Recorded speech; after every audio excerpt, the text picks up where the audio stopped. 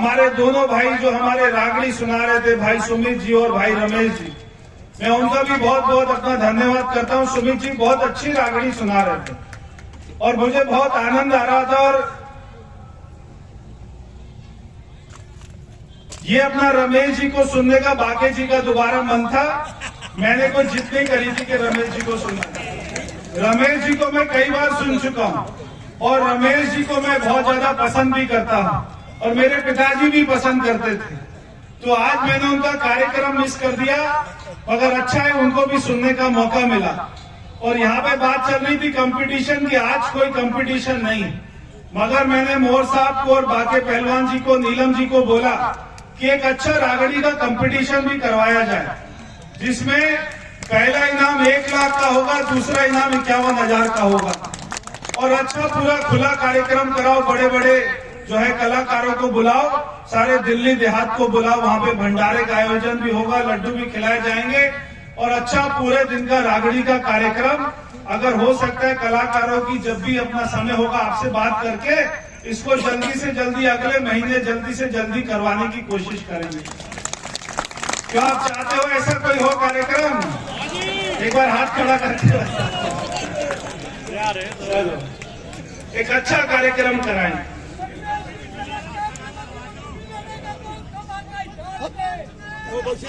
और देखो, मैं अभी हमारे लिए बहुत ही खुशी की बात थी 22 तारीख कि जब मैं छोटा सा था, हम लोग केशवपुरम में रहते थे, पिताजी वहां पे निगम पार्षद होते थे। मैं उस समय नारे लगाता था, 3 व्हीलर पर बैठकर कोई भी चुनाव होता था। एक समय तारिक सिंह का चुनाव था और हमारी पार्टी का गठबंधन था। मैं 3 व्हीलर पर बैठता था, स्कूल से आता था, बैग रखता था, पिताजी नारा लिखकर दे देते थे और मैं 3 व्हीलर पे लगाता था कि सौगंध राम की खाते हैं, मंदिर वही बनाए। और हमारे जैसे पता नहीं कितने करोड़ों लोगों ने, कार्यकर्ताओं ने ये नारा लगाया था। मैं जो है धन्यवाद करना चाहता हूं ईश्वर का, जो है परमात्मा का और हमारे प्रधानमंत्री मोदी जी का, कि उन्होंने हमारी सौगंध को पूरा किया। और जो मेरे बुजुर्गों का सपना था, मेरे पिताजी का सपना था, हजारों करोड़ हिंदुओं का सपना था पूरी दुनिया में कि भगवान श्री राम का मंदिर बने, जो 500 साल से कुटिया में रह रहे थे, एक जो है झोपड़ी में रह रहे थे, वो 22 तारीख को। और मैं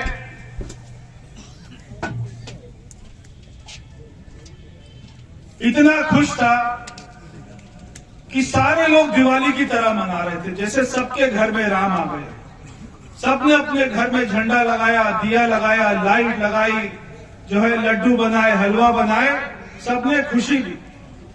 तो ये हमारे जैसे देश में आप सोचो, आजादी को 75 साल हो गए। हमको कोई परमात्मा को प्यारा होता है तो उसके बाद भी बिना राम नाम के उसका जो है कोई क्रियाक्रम होता नहीं। मगर हमारे जैसे देश में भी प्रभु श्री राम को एक अपने मंदिर में जाने में 75 साल तो आजादी के बाद लग गए, उससे पहले 500 साल लग गए। ये जो है कटु सत्य है। ये इसलिए हुआ क्योंकि आज तक की जो सरकारें थी वो केवल वोट बैंक के चक्कर में कि दूसरा वर्ग जो है वो नाराज ना हो जाए, इसलिए राम मंदिर नहीं बनना चाहिए, राम मंदिर पे राजनीति होती रहनी चाहिए। और एक वर्ग हमेशा उनको वोट करता रहे, उनको खुश करने के लिए वोट बैंक की राजनीति। मगर हमारे प्रधानमंत्री मोदी ने देश के सारे जो भी मुद्दे होते थे चुनाव में, सारे मुद्दे एक एक करके खत्म कर दिए। यहाँ पे दिल्ली में सबसे बड़ा मुद्दा होता था कॉलोनियां पास करेंगे, कॉलोनियां पास करेंगे।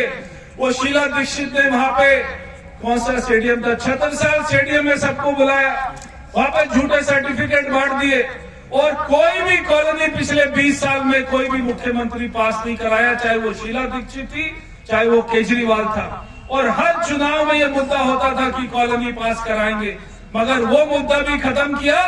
तो हमारे प्रधानमंत्री ने जो पीएम उदय योजना लेकर आए, उसमें सारी कॉलोनियों को पास कर दिया। आज किसी भी कॉलोनी के ऊपर में बुलडोजर का साया नहीं होता। तो ये बहुत बड़ा काम किया। और जो ढासा मेट्रो स्टेशन था, आप यहां से जैसी सड़क से बाहर निकलते हो, यहां पे मैं जब इलेक्शन लड़ रहा था और शायद यहाँ पे सुषमा स्वराज जी आई थी, मेरे को ध्यान है, आई थी यहाँ पे सुषमा स्वराज जी इसी जगह आई थी। और वहां पर तब कोई भाई ने खड़ा होकर बोला था कि ढासा मेट्रो स्टेशन बनना चाहिए। ये ढासा मेट्रो स्टेशन नहीं बना। मैंने ढासा मेट्रो स्टेशन के 650 करोड़ रुपए पास कराए और जो प्रोजेक्ट फेज 5 में होना था उसको फेज 4 में चालू करवा कर पूरा किया। अभी यहां से बाहर निकलते हो तो पूरी रौनक आपको दिखाई देती है। उसके साथ में इतने सालों से मुद्दा था अस्पताल जाने का। मैं अभी पीछे अस्पताल गया तो वहां पे लोगों से मिलकर इतनी खुशी हुई कि लोगों का इलाज हो रहा है। वहां पे नजफगढ़ में ये जो हम जिसको आरएचसी बोलते थे, रूरल हेल्थ सेंटर, वहां पे 20-25 सालों से 30 सालों से इतनी भारत सरकार की जमीन थी मगर अस्पताल नहीं बन रहा था। वो अस्पताल भी आपका 100 करोड़ रुपए की लागत से बनकर तैयार हो गया है, चालू हो गया है। अब किसी को भी द्वारका में प्राइवेट हॉस्पिटल में जाने की जरूरत नहीं पड़ेगी। जो है ईश्वर ना करे कोई बीमार हो अस्पताल में जाए, मैं तो चाहता हूं कोई ना जाए, मगर कोई जाएगा तो उसको एम्स में द्वारका के हॉस्पिटल में जाने की जरूरत नहीं पड़ेगी। आपके नजफगढ़ में ही भारत सरकार का 100 बेड का 100 करोड़, 100 बेड का नहीं, अभी तो 160 बेड हो गया, अभी तो 183 बेड हो गया, 100 करोड़ रुपए की लागत से।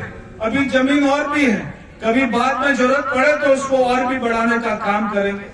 उसके साथ में यूरिया 2 जो आपने अभी तक तो सड़क पर नहीं गए होंगे, जब ये सड़क अभी 2-3 महीने में चालू हो जाएगी तब आप यहां से अगर जो है साईं बाबा मंदिर से चढ़ोगे तो आज यहां से अलीपुर जाने में 2 घंटा 1.5 घंटा लगता है। जब ये सड़क 2-3 महीने में चालू हो जाएगी तो यहां से 15-20 मिनट में सीधा अलीपुर आप लोग पहुंच जाओगे। तो पूरा देहात आज एक हो गया, चाहे वो नॉर्थ दिल्ली हो, चाहे वो साउथ दिल्ली हो, चाहे वेस्ट दिल्ली हो। इसका जो भारी दिल्ली, जो पहले हमारा लोकसभा क्षेत्र होता था जिसको भारी दिल्ली कहते थे, आज वो उसका देहात का जो सारा है वो ये रोड बनने से एक हो गया है। तो मैं आज ज्यादा बातचीत ना करते और आज ये बता रहे थे बाकी जो यहाँ पे रोशनपुरा में जमीन थी कॉलेज की, उसका भी मैंने 100 करोड़ रुपए मंजूर करवा दिया है। वहां पर भी जल्दी बहुत अच्छा सुंदर देहात के लिए कॉलेज बनेगा, हमारी पूरी भारी दिल्ली के लिए और हमारी पश्चिमी दिल्ली के एक वहां पे अच्छा कॉलेज बनेगा जिसमें हमारे बच्चों को पूरा जाकर वहां पर नहीं जाना पड़ेगा।